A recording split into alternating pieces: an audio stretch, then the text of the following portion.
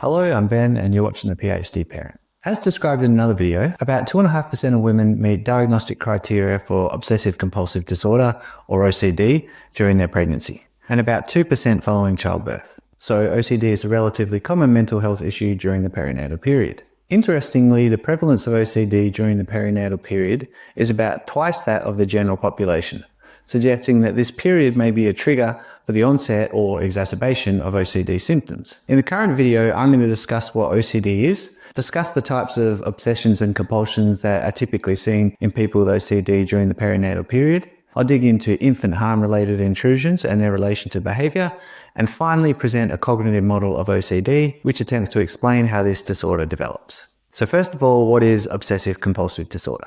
As the name suggests, OCD is characterized by two main types of symptoms. The first type of symptoms are obsessions, and these are repetitive thoughts, images, or urges that a person doesn't want to have and that intrude into the mind.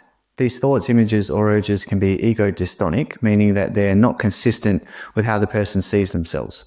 For example, you see yourself as a peaceful, non-violent person, but you have the thought of hurting someone. Experiencing these thoughts, images, or urges produces high levels of anxiety or distress, and people usually try to get rid of them, for example, by trying to suppress them or by engaging in a compulsion. Which brings us to the second type of symptoms, which are compulsions.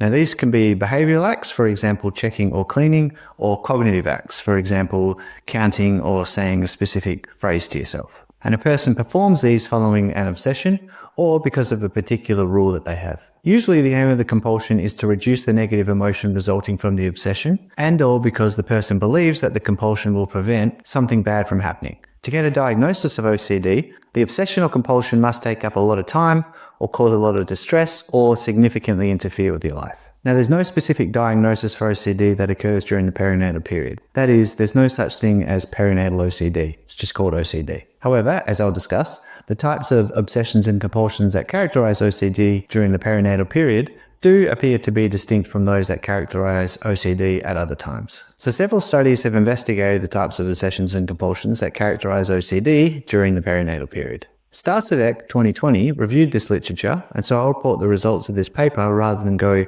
through each study individually. The Starcevec review considered 14 studies. The researchers reported results for women who were pregnant separately from women who'd given birth. Now, before describing the results, a general comment is that the sample sizes in the review studies were small, ranging from 7 to 58 women. For the purposes of the review, the studies were combined, and so the results were based upon about 90 pregnant women and about 150 women who'd given birth, which is better, but it's still on the low side. So first, I'll discuss the results related to obsessions. So Starcevec distinguished 9 different categories of obsessions, but I'll just focus on the 3 most common. So for women who are pregnant, the 3 most common obsessions were contamination, about 75% of women experience these types of obsessions, need for symmetry, about 40% of women, and religious, about 20% of women. Now, this is similar to what you see in women with OCD outside of the perinatal period. For women who had given birth, the 3 most common obsessions were intentional harm to infant, about 60% of women experience these, contamination, a bit under 60%, and accidental harm to infant, about 25%.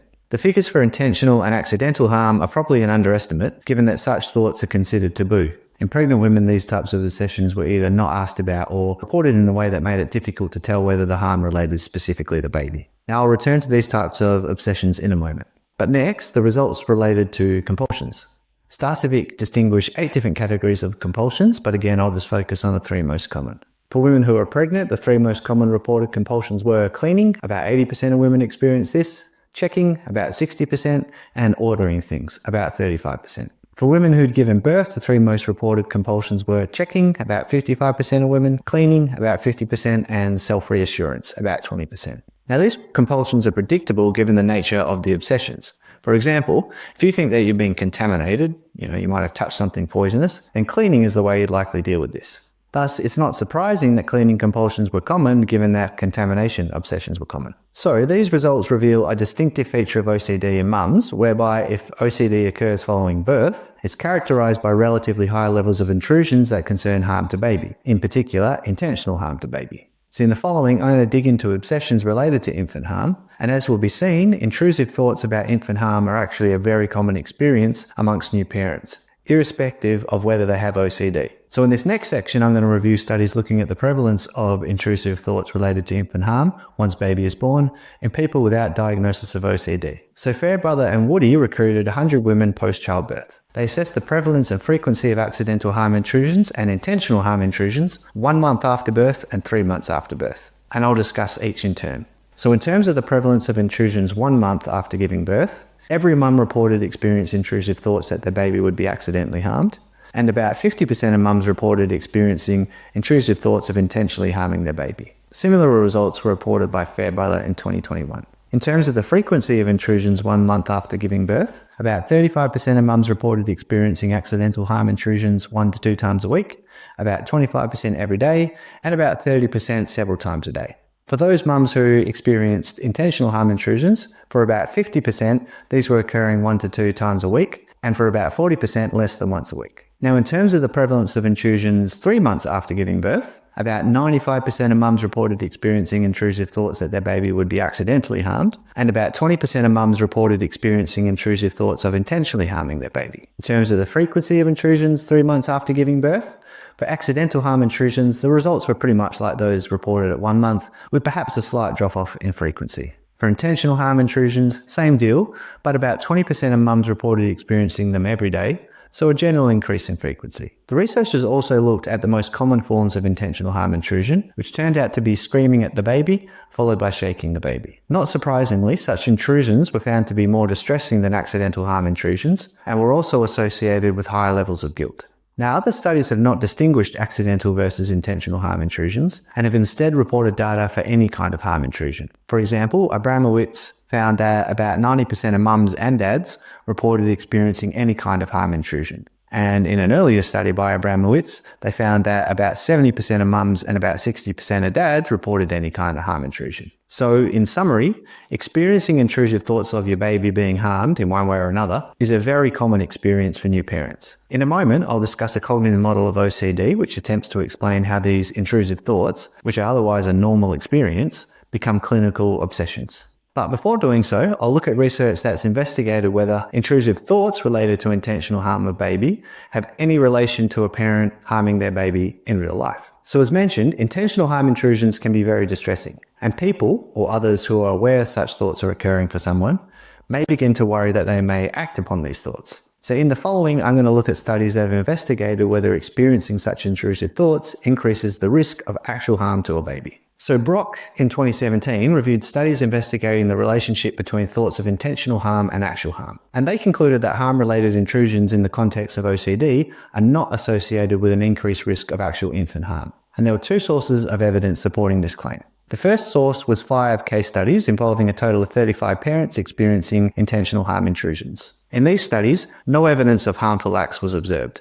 Now, while this is a good start, a handful of case studies doesn't really provide compelling support for any claim. So the second source comes from Fairbrother and Woody, 2008. As mentioned, this study involved recruiting 100 women post-birth. At 3 months post-childbirth, parents were asked to complete a questionnaire that asked about harsh parenting practices. And these practices included verbal aggression, for example, shouting at baby, physical aggression, shaking or pinching baby, and neglect, for example, leaving baby at home. The researchers divided their sample into 2 groups, parents who experienced intentional harm intrusions versus those who didn't. They then compared the percentage of parents within each group who reported using harsh parenting. And there were no differences between the group, with a similar percentage of parents in each group having used a harsh parenting practice.